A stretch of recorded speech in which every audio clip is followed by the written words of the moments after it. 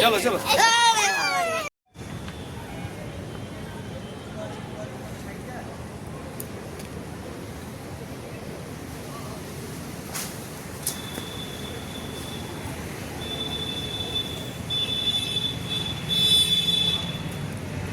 उदयगिरी और खंड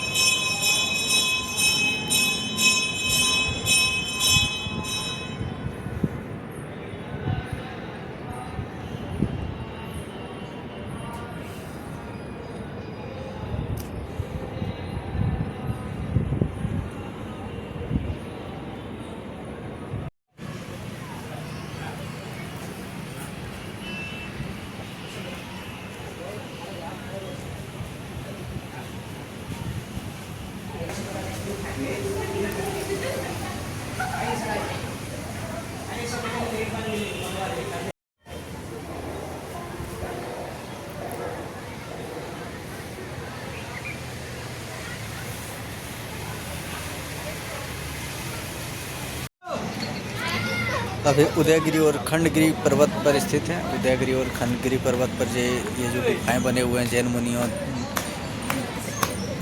बौद्ध के अनुयायियों और हिंदू अनुयायियों के लिए बने हुए हैं।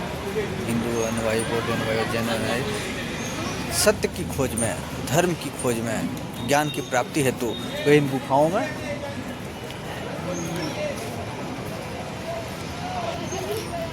इन गुफाओं में ध्यान क्या करते थे।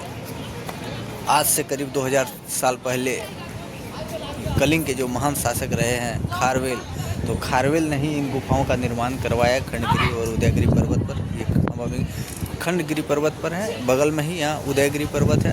वहाँ भी कुछ गुफाएं हैं, यहाँ भी कुछ गुफाएं हैं जहाँ सत्य की खोज में जैन मुनियों, हिंदू धर्म के अनुयायी और बौद्ध धर्म के जो अनुयायी है वो सत्य की खोज में ज्ञान की प्राप्ति हेतु यहाँ ध्यान क्या करते थे।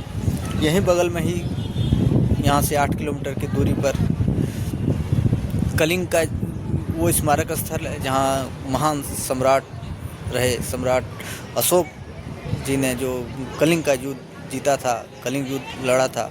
और उस युद्ध के बाद सम्राट अशोक का जो वो कत्लेआम को देखते हुए उनका जो हृदय परिवर्तन हुआ और वो बौद्ध धर्म की ओर आकर्षित हुए और उन्होंने धर्म को अपनाकर, धम्म नीति को अपनाकर उन्होंने बौद्ध धर्म अपना लिया और युद्ध का मार्ग छोड़ शांति का मार्ग उन्होंने अपना लिया।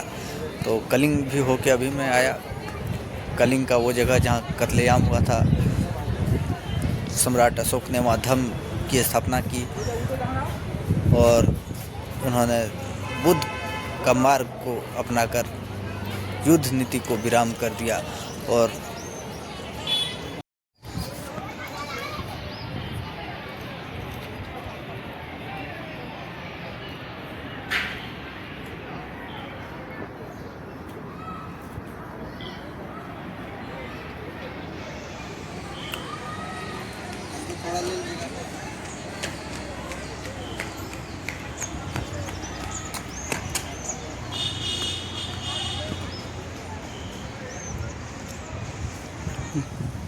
देखो हुआ एक फोटो एक ले लीजिएगा ना।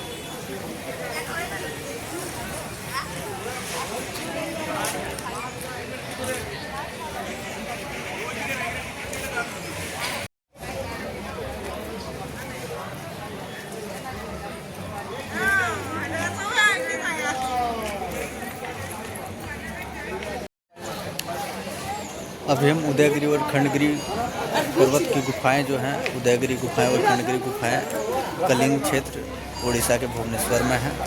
यहीं आस पास में ही कलिंग का वो महान युद्ध हुआ था, ऐतिहासिक युद्ध हुआ था जिसे सम्राट अशोक ने लड़ा था। और इसी युद्ध के बाद सम्राट अशोक ने अपना युद्ध को विराम कर बुद्ध नीति को अपनाकर शांति की राह में चले थे। उदयगिरी और खंडगिरी की पहाड़ियाँ में जो आप शिलालिखित गुफाएं जो आप देख रहे हैं पीछे, ये जो गुफाएं हैं, जिनमें कि अभिलेखों में ये कहा गया है कि उदयगिरी की जो पर्वतें हैं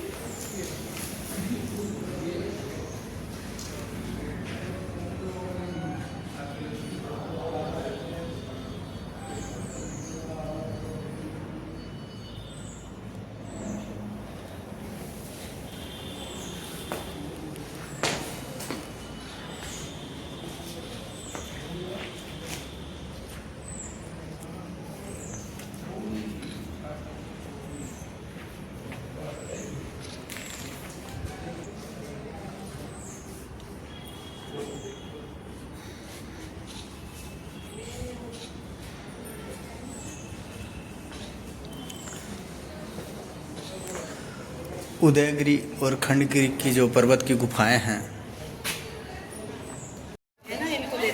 हाँ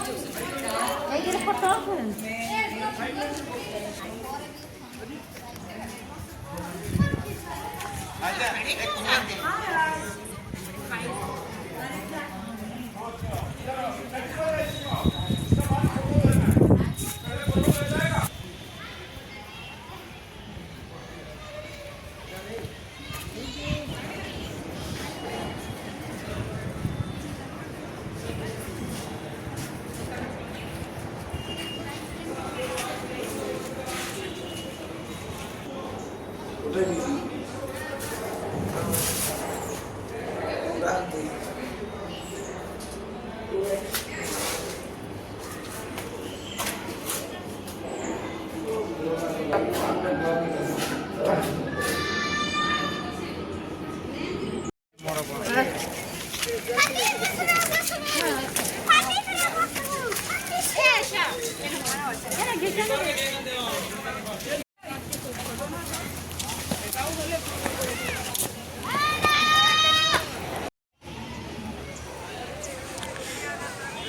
है बाघ गुफा।